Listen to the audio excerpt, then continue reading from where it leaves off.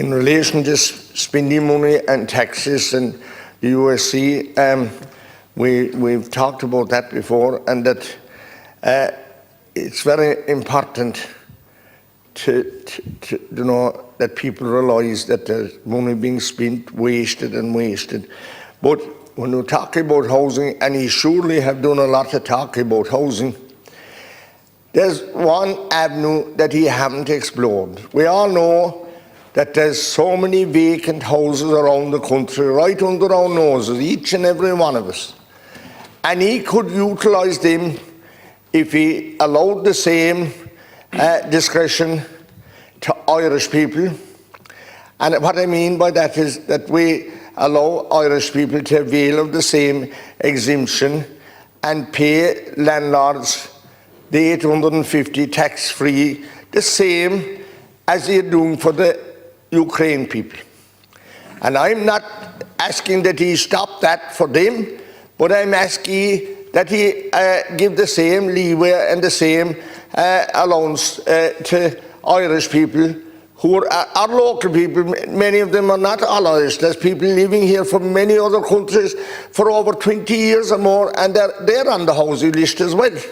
So to help all of them, you must create a level playing pitch and give the same allowance to those people as they're giving the Ukrainians. And a lot of house owners would, I believe, avail of that, because the rules are way different.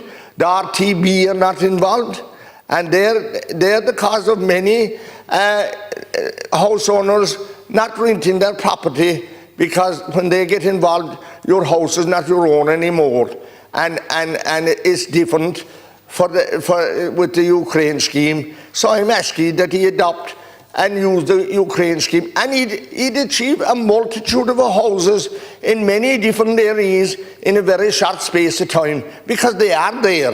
They don't have to be built. Many of them are perfectly good houses. And I'm asking you to allow that same exemption to the people that are on the waiting list in this country, for many of them up to 15 years. And that's absolutely ridiculous, telling someone with a young family, when they go on the housing list for a house in Killarney or East Kerry or Kenmare or wherever it is, or Killarney, that they'll probably have to wait 10 years before they'll get be housed under the local, off of the local authority list. So you wouldn't be paying out as much HAP, you wouldn't be paying out as much rent allowance, and there's an awful lot of